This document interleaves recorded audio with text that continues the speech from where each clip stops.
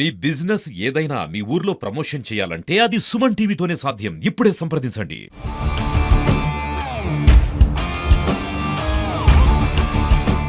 Welcome to Suman TV. ఖమ్మంలో రాజకీయం మొదలైంది. వరద రాజకీయం. ఇటు ముఖ్యమంత్రి అటు బీఆర్ఎస్ నాయకులు ఖమ్మంలో పోటాపోటీగా పర్యటిస్తున్నారు. ఈ పర్యటన నేపథ్యంలో బీఆర్ఎస్ నేత హరీష్ రావు పైన రాళ్ల దాడి జరిగినట్టు కనిపిస్తుంది. ఆయన కారు పైన గుర్తు తెలియని వ్యక్తులు రాళ్లతో దాడి చేశారు, కర్రలతో దాడి చేశారు. నేను ఒకసారి విజువల్ చూపిస్తాను. ఒక్కసారిగా అలజడి చెలరేగింది. ఇది హరీష్ రావు కూర్చున్న కారు ఒకసారి చూడవచ్చు. ఇది ఖమ్మం కంటినగర్లో జరిగింది ఈ సంఘటన.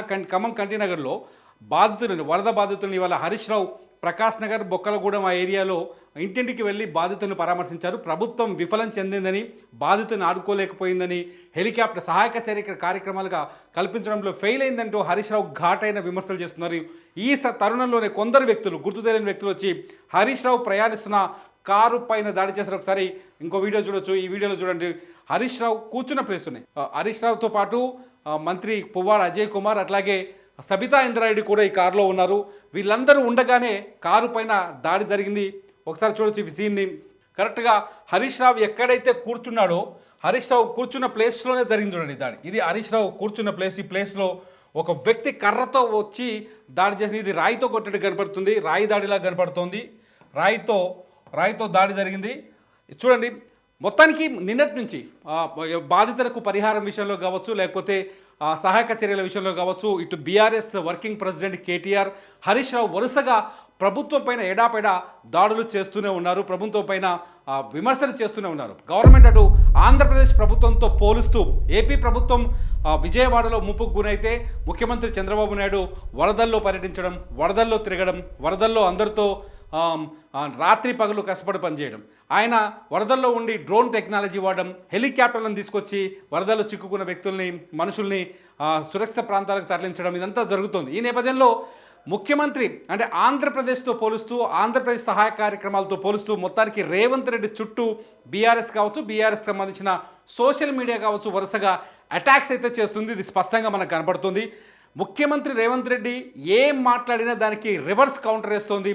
ఇది బాధితుల పక్షాన గతంలో వరద బాధితులకు రేవంత్ రెడ్డి ఒక్కొక్క బాధిత కుటుంబానికి 25 లక్షల పరిహారం ఇవ్వాలని గతంలో కేసీఆర్ ప్రభుత్వం ఉన్నప్పుడు డిమాండ్ చేశారు. ఆ వీడియోలు కూడా ఇవాళ బయటపెట్టింది చాలాసార్లు.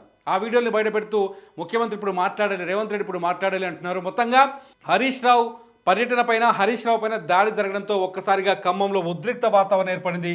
కొందరు కాంగ్రెస్ కార్యకర్తలు కావాలనే ఈ దాడి చేశారని చెప్పేసి వీళ్ళు ఆరోపిస్తున్నారు. కాంగ్రెస్ కార్యకర్తలు కొందరు ఉద్దేశపూర్వకంగానే ఈ వీడియోలో చూడొచ్చు. మనం చాలా స్పష్టంగా ఈ వీడియోలో హరీష్ రావు ఉన్న ఈ సీన్ మీకు మళ్ళీ ఒకసారి చూపించే ప్రయత్నం చేస్తాను. ఈ దాడి హరీష్ రావు కారులో ఉన్నప్పుడే జరిగినట్టు తెలుస్తోంది. హరీష్ రావు కారు ఎక్కుతున్న సందర్భంలో గుర్తు తెలియని వ్యక్తులు వచ్చి దాడి చేసినట్టుగా స్పష్టంగా అర్థమవుతోంది. ఒకసారి చూడాలి, చాలా స్పష్టంగా అర్థమవుతుంది.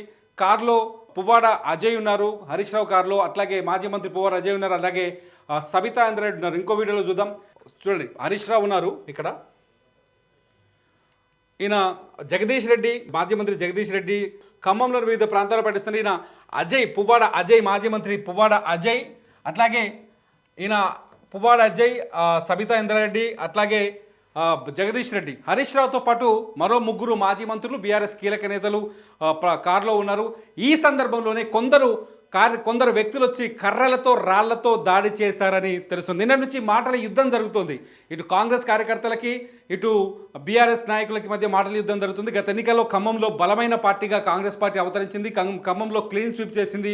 అనేక చోట్ల అన్ని స్థానాల్లో ఎమ్మెల్యే సీట్లను గెలుచుకుంది. అయితే అటువంటి ఖమ్మంలో బీఆర్ఎస్కి స్పేస్ లేదనే ఒక చర్చ కూడా జరుగుతుంది. ఈ నేపథ్యంలో వరదల నేపథ్యంలో ఒక్కసారిగా బీఆర్ఎస్ వరుసగా విమర్శలు చేయడం, ఖమ్మంకి వెళ్ళి ఇవాళ బీఆర్ఎస్ నాయకులు ఖమ్మంలో పర్యటించడం, బాధితుల్ని పరామర్శిస్తూ రావడం, బాధితులతో మాట్లాడడం, ఈ సందర్భంలో ఒక్కసారిగా అక్కడ వాతావరణం మారిపోయింది. నిజానికి వాతావరణ శాఖ చెప్పింది అలా వర్షం వస్తుందని చెప్పింది. వర్షానికి బదులు రాళ్ల వర్షం వచ్చింది. హరీష్ రావు పైన దాడి అయితే జరిగింది. స్పష్టంగా అది మనకు విజువల్లో కనిపిస్తుంది. అయితే ఈ దాడి వెనుక కాంగ్రెస్ కుట్ర ఉందని బీఆర్ఎస్ ఆరోపిస్తోంది. హరీష్ రావుపై దాడిని బీఆర్ఎస్లోని ప్రతి నాయకుడు ఖండిస్తున్నారు. కాంగ్రెస్ కుట్ర ఉందని బీఆర్ఎస్ ఆరోపిస్తుంది. అయితే గుర్తు తెలియని వ్యక్తులు దాడులు చేశారని చెప్పేసి కాంగ్రెస్ కార్యకర్తలు చెప్తున్నారు, కాంగ్రెస్ వాళ్ళు చెప్తున్నారు. పోలీసులు మాత్రం దాడి చేసిన వ్యక్తులని పట్టుకునే ప్రయత్నం చేస్తున్నారు. కర్రతో రాళ్లతో హరీష్ రావు కాన్వాయ్ పైన దాడి జరిగినట్టుగా తెలుస్తుంది. ఆ దాడి జరుగుతున్న సమయంలో హరీష్ రావు కారులోనే ఉన్నట్టుగా మనకు విజువల్స్లో చూస్తుంటే అర్థమవుతుంది. చూద్దాం ఈ రాజకీయం ఎంత దూరం వెళ్తుందో. హరీష్ రావు కారుపై రాళ్ల దాడిని మీరెలా చూస్తున్నారు? కామెంట్ చేయండి ఈ వీడియో కింద. చూస్తూనే ఉండండి సుమన్ టీవీ.